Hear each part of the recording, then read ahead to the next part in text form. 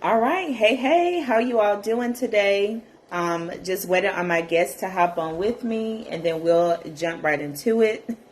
We were having some tech issues, but we're going to try to push through and go along with it because we got some good information for you all today. So just giving my guests a second.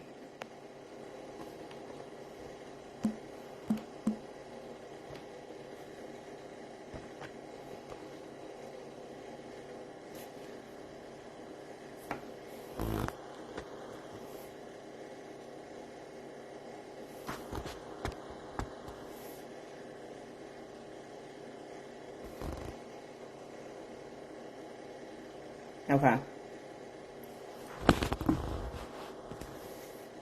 I sent the invite, sis. It should be coming to you.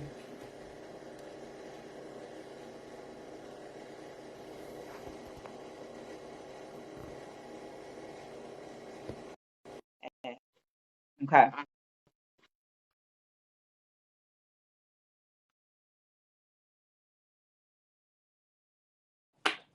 Okay. Yay! Okay, it worked. Before you added me, like I could see you like clear, full body, full face. But now I can't. It's totally fine. I don't Okay. know. All right. Hopefully it'll jump back to regular if she said it went on regular. Yeah. All right. So welcome everyone. I'm going to do a quick intro one more time and then we're going to hop straight into it. So welcome to the Mom Keys to Mental Peace podcast. I'm your host and sister in Christ, Tari Kaya Allen Butler. This is a podcast for Christian moms who struggle with limiting beliefs and want to learn how to make over their mindset and level up their lifestyle in faith, family, finances, and fitness. Tap in each week for the Mom Keys to Mental Peace podcast, where you will learn major keys to stop coming up short on your goals and start leveling up for the type of lifestyle you desire God's way. Ready to level up? Let's do it. Hey. All right. Yes. So I'm so excited for today's talk. I haven't had a guest in a while, but I have my good sis here, my business bestie, big sis, all the things with me. Miss Maria McLean, better known as the diva behind the desk, which is like the perfect name for you. Miss Maria has 11 years of experience in the early childhood field. She started off as a pre-K teacher, kindergarten teacher, and now currently serves as a literacy interventionist. And she has a bachelor's degree in birth through kindergarten, as well as a master's degree in educational leadership. So when I say sis knows all things early childhood, like she's literally the early childhood guru, and I'm so excited to have you here today. Thank you. I'm so excited to be here, sis. Yes. So, this conversation is kind of a peek into a lot of conversations that we have had, off camera between me and you in regards to early childhood. But for those parents out there who are new moms and their kids are just starting school, just starting kindergarten, or have kids who will be starting, is preschool necessary for kids to go to before kindergarten? What are your thoughts on that? So, if I had to answer honestly, I would say that I highly recommend.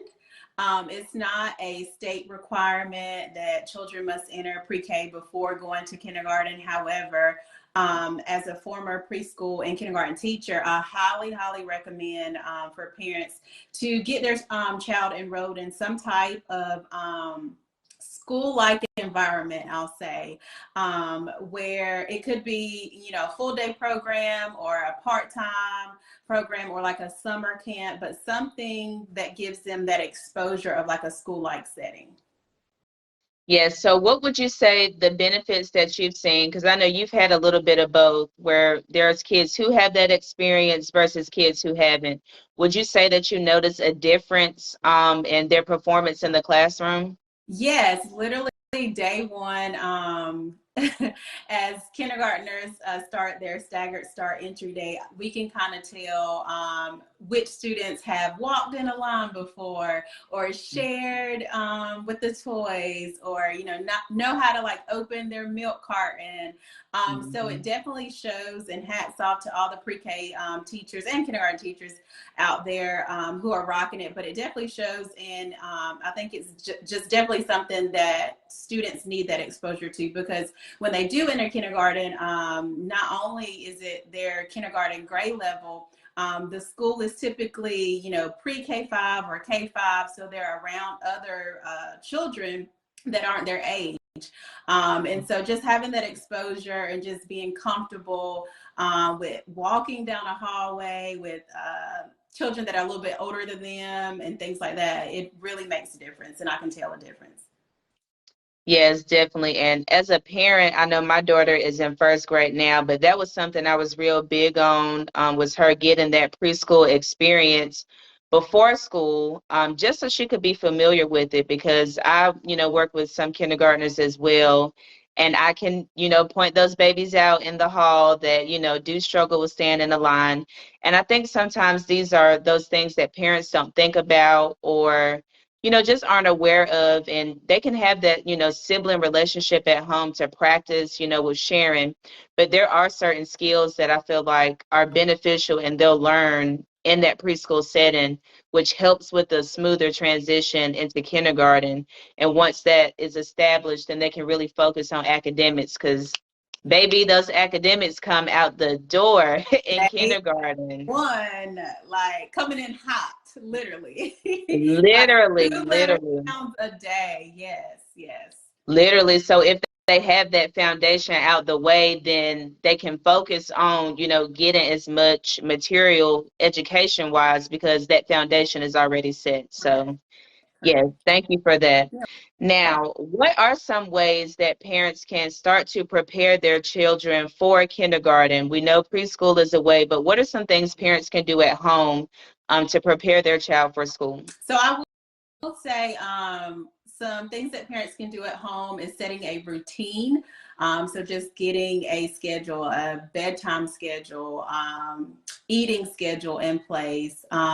If a student has older siblings can kind of help with that routine. Taking their child to the park, just getting a little social development skills. Again, it's all dependent upon the child and their needs. Introducing them to their real names, not the nickname, little Day Day, that's cute and all, but real names do matter. Introducing them to letters, numbers, and this can be easily done when you're driving in your car, you get to a stop sign. You can point out those are capital or uppercase letters, and name the letters. And also, along with naming letters, but saying their sounds. Those are really, really good tips that parents can do, I believe, at home to prepare their child. Yes, and I agree with all of that. And all of these things you have access to, like in your home, and like you said, just out and about. And with me, I would say with my speech therapy background, it's all language based. Right. So a lot of times we won't pick up kids for speech in those earlier years if they have a language delay, unless it's severe, because kindergarten is so language based. Like you can literally do language activities with anything, bath time, naming body parts. Mhm.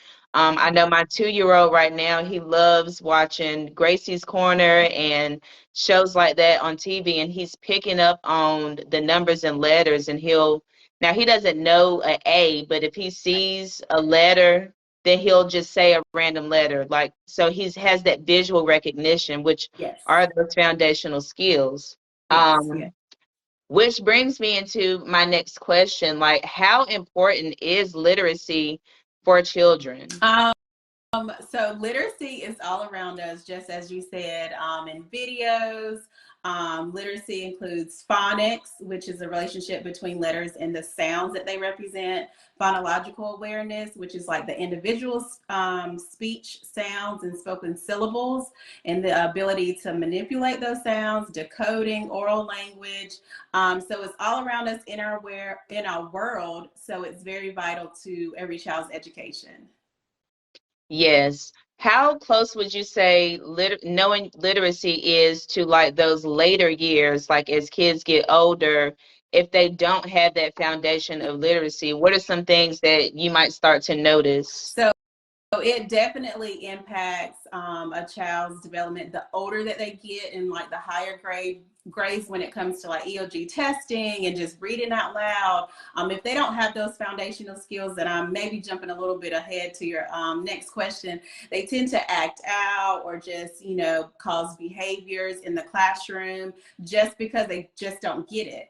And it's okay to go back and build on the prior knowledge that they do need to be successful in the grade that they are in now.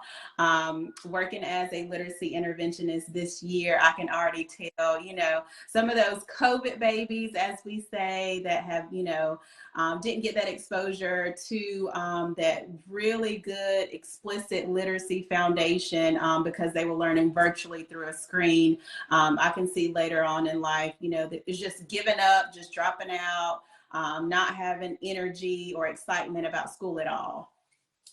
Yo, I really feel like there's going to be a documentary out For sure. years COVID later baby. about this and the impact that it had on their education. Like that was such a whirlwind time. And I remember coming in your classroom when you had, those virtual sessions and, everybody doing the best that they could. But those kids need that face-to-face, hands-on, tangible um instruction when it comes to literacy, and they just were not able to do that through a screen. So I really feel like we're going to see a documentary years later about the effect on their education. Yes, for sure. I can see that happening. And even as you touched on like the behavior, I just think about kids that I went to school with, like as an adult, and thinking back, like our class clowns, the people that would act out or who were always in trouble. And it just made me think, like, I wonder if they were struggling with literacy Right. and knew that they couldn't read, so they felt embarrassed by it. So this is my way to kind of escape that, oh, I don't know how to read, so I'm going to act this way in the classroom to escape the fact of even having to read. Right. And I will say, as a teacher, I'm guilty of not knowing correctly how to explicitly teach phonics. I think a lot of counties now have adopted letters training for their teachers. So the way literacy was taught and the way I was taught how to read is totally different than how teachers are teaching now. And I think that's something that parents need to be aware of and understand. Like, we're going through this whole training, letters training, which is very explicit on how our instruction should be, our core instruction should be, so that all students are able to read. So some of the veteran teachers kind of had to like throw away their old way of thinking and their old way of doing things because it just wasn't correct. So it takes time for that. It does. Yes. So it sounds like even the teachers are having to learn in regards to this. Like this is Yeah. just a learning thing for everybody when it comes to literacy. Yes. So we did touch a little bit on, some of the signs you may notice if somebody is struggling, but what are some signs of a developmental delay in children that parents and teachers should look out for? Okay. I will say that I've worked as a developmental play therapist. And so, according to CDSA, which stands for Child Development Services Agency, they are the leading agency for early intervention for that 0 to 3 year old age group, for detection of different delays that may possibly be there. And so on their website, they have a milestone chart that kind of shows you at this age, this is what your child should be doing. At this rate, this is what they should be doing typically. And I will say, if you have any like red flags when you see your child not wanting to participate and interact with other children, just make mental note of those things and consult with your child's doctor. I am not licensed to diagnose any type of developmental delay. However, I'm aware of certain red flags. So if your child, may be isolated or, mute, not wanting to speak, it's not to say that they do have a delay. It's just something to keep an eye out on. Again, I don't want to say that, hey, this is a list of signs. So if your child's doing this, they have a delay. Like, not my road, not my lane. So yes, definitely just take mental note of just different behaviors your child is displaying, and consult with your child's doctor. Yes, and that's real big. I know a lot of times for those checkups, like the 6-month checkup, 2-year-old checkup, whatever, they give a questionnaire where it has a lot of those questions on there, and that's pretty much what they're trying to figure out. And I will say early intervention is key. So like Maria is sharing, make note of it, but let your doctor know if you do have these concerns so they can connect you with the right resources. I will say there's a little friend that I have who has a severe speech delay, but that person did not get services until like first grade. So Wow. they're really struggling now as a result of that. But there are children that we are able to serve as young as 2 years old, 3 years old, and you can see the growth that they make and how much better they're able to catch on as a result. So early intervention is key, y'all. Early intervention. A child is never too young for intervention to begin. If you do have signs of a delay, or if the doctors are saying, we're a little concerned about this, don't shy away from it. Get them all the services that are available, and it will benefit them in the long run the earlier that you start. Yes, and some of the services are actually free. I know in the Lee County area, we operate under Sand Hills CDSA. So they have their own referral process. Parents can referral, teachers can referral. Now, when I say referral process, and I'm talking about CDSA, again, this is that age range from infant to 3 years old, specifically. If you as a parent, or if your child's preschool or toddler teacher notices anything, filling out that paperwork, and I know it's a lot when it comes to like answering these questions and submitting things and scanning and faxing, but the earlier you do it for your child, the better your child will be developmentally. And I just can't express enough in our community that sometimes, these free services are out there and we don't know about them. Or if we do learn about them, it's just, oh, I ain't got time, I'll do it later. This is very important for your child to be able to just receive services, and you just never know what you will learn as a parent, and how, you can better serve your child at home before they even enter big school, is what they like to call it. Yes.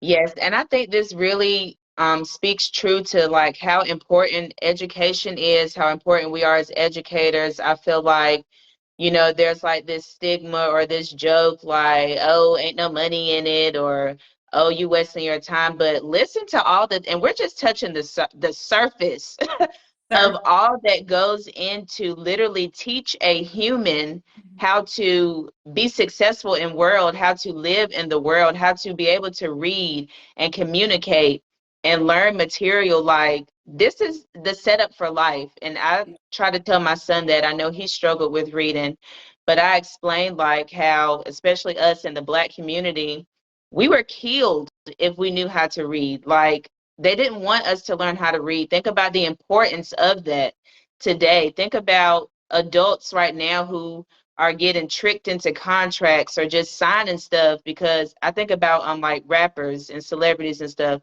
Some of them have some special needs that I notice from little things that they do.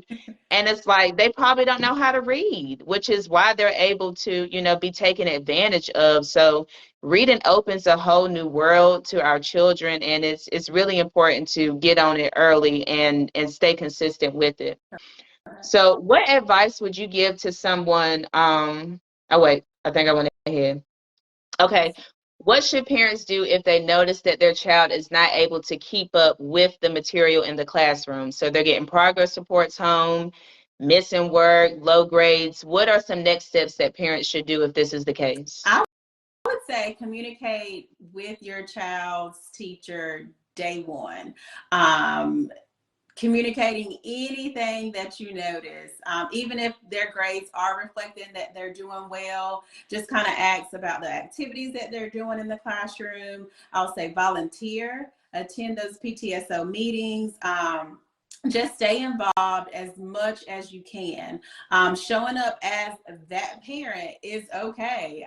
You are your child's first teacher. So don't ever feel like, oh, this school's going to get tired of me calling, or, oh, I ask a lot of questions. It's okay. Like, this is your child. You have that right. And every district has parent rights. So just know your rights and know that it's okay to stay involved in any way, shape, or form.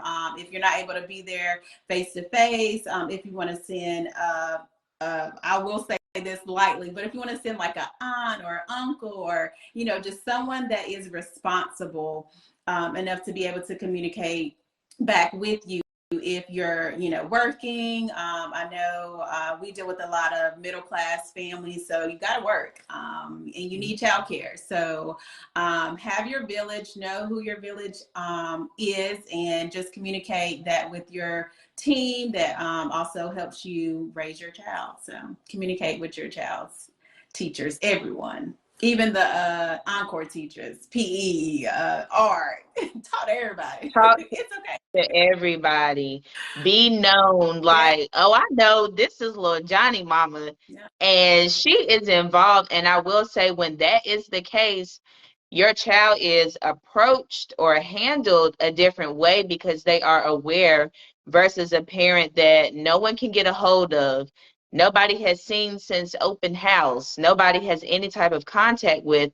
That child is going to be handled a certain way as well. And not saying that it's right, Right. but it's just the reality of what we see in the school system. And I know we're talking about early childhood. They can't advocate for themselves. You can ask how their day was, and you have no clue what went on in the classroom, or, how their day really is going. You have to be in constant communication with that teacher to really get down to the bottom of a lot of things, because your child can't communicate that to you. Right. And also, if you are reaching out and that teacher is not responding back or being very vague, I would suggest to go over their head to administration, because to me, that's a red flag. And I would have questions as a parent. Okay, why are you not able to answer my questions? What's really going on in the classroom? So definitely be in close communication. Definitely agree with that. Show up. I will say that. All right. And in conclusion, and I touched on this a little bit, how people, I feel like try to write off educators, but it's such a dope job, y'all. Like, it's such a dope job. It's such a dope place to be. Like, I just love the relationships we get to build with the children. And I love being at a school where I know their family. You know how it's always like, I went to school with your mama. I Right. went to school with your daddy. Like, and just seeing them in the building, like, that just warms my heart so much. So what advice would you give to someone who may be considering coming in the classroom, but they feel a little hesitant from all the chatter about what goes on at school from the world? I would say education is such a rewarding field. Unfortunately, it doesn't make us billionaires. However, the end reward is that you've made a positive impact in a child's life.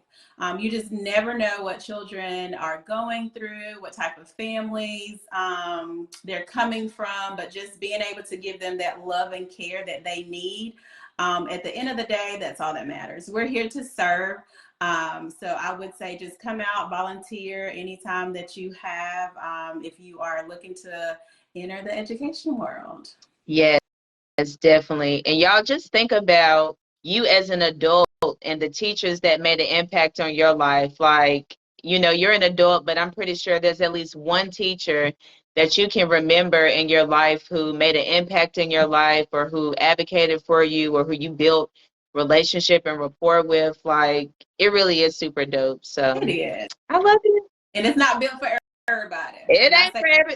Listen, if you don't like children, then this ain't for don't, you. like, don't come up here messing with my babies because we good, okay? Right. If you don't like children, this is not the message for you. So, are there any services or opportunities that you have for people to be able to connect with you? I know you did a little bit of tutoring over the summer. Are you continuing that service? Well, right now, I'm not continuing the service Okay. that I'm only going to offer in the summer. I think it's very important for students to be able to bridge that gap between summer break and entering back into school. So that was, kind of my little reasoning for that. So right now, you'll just catch me at school as literacy interventionist. And every now and then I'll pop out with some cool teacher t-shirts and things like that. I'm in my craft room right now looking at all the things that I need to do. So you can catch some teacher t-shirts coming out soon. All right. Well, thank you so much, Maria. I appreciate you for being with me today, and thank you all for tuning in. I pray that you all have a great rest of your day. Thank All you for right. having Bye, me. sis. Thanks.